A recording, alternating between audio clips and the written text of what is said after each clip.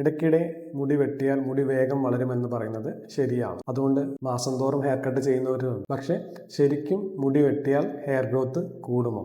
എത്ര ഇടവിട്ട് മുടി വെട്ടുന്നതാണ് നല്ലത്? പറഞ്ഞു തരാം. ആദ്യം മനസ്സിലാക്കേണ്ടത് മുടി വളരുന്നത് ഹെയർ റൂട്ടിൽ നിന്നാണ്, അറ്റത്തു നിന്നല്ല. അതുകൊണ്ട് മുടി വെട്ടുന്നത് കാരണം ഹെയർ ഗ്രോത്ത് കൂടുകയോ ഹെയർ കട്ടിയാവുകയോ ഹെയർ വേഗത്തിൽ വളരുകയോ ചെയ്യില്ല.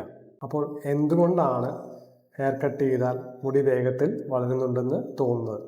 കാരണം മുടി സ്പ്ലിറ്റൻസായി പൊട്ടിപ്പോകാൻ തുടങ്ങുമ്പോൾ അത് മുകളിലേക്ക് പിളരുകയും ഇടയ്ക്കിടയ്ക്ക് പൊട്ടിപ്പോവുകയും ചെയ്യും. അതുകൊണ്ട് മുടി വളരുന്നുണ്ടെങ്കിലും നീളം വെക്കുന്നില്ല എന്ന് തോന്നും. അത്തരം കേടായ അറ്റങ്ങൾ മുറിച്ച് മാറ്റുമ്പോൾ മുടി പൊട്ടിപ്പോകുന്നത് കുറയുന്നു. അതുകൊണ്ടാണ് മുടി ആരോഗ്യത്തോടെ വളരുന്നതും നീളം വെച്ചതുപോലെ തോന്നുന്നതും. അപ്പോൾ എത്ര ഇടവിട്ട് ഹെയർ കട്ട് ചെയ്യാം? മുടി ആരോഗ്യത്തോടുള്ളവരാണെങ്കിൽ 8 മുതൽ 12 ആഴ്ച സമയത്തിൽ ഹെയർ ട്രിം ചെയ്താൽ മതി. Hair colouring, straightening, hair styling എന്നിവ സ്ഥിരമായി ചെയ്യുന്നവരാണെങ്കിൽ 6-8 ആഴ്ചകൾക്കിടയിൽ ട്രിം ചെയ്യുന്നതാണ് നല്ലത്. ഇത് സ്പ്ലിറ്റൻസ് കുറയ്ക്കാൻ സഹായിക്കും.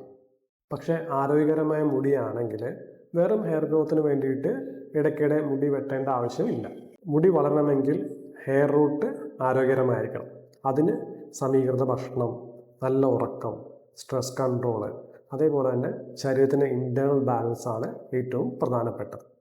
ഹെയർ കട്ട് ചെയ്യുന്നത് മുടിയുടെ ആരോഗ്യം സംരക്ഷിക്കാൻ സഹായിക്കും, പക്ഷേ മുടിയുടെ വളർച്ച കൂട്ടില്ല. നിങ്ങൾ എത്ര തവണയാണ് ഹെയർ കട്ട് ചെയ്യുന്നത്? മാസം തോറുമാണോ അതോ വർഷത്തിൽ 1-2 തവണയാണോ? കമൻറ്റ് ചെയ്യൂ.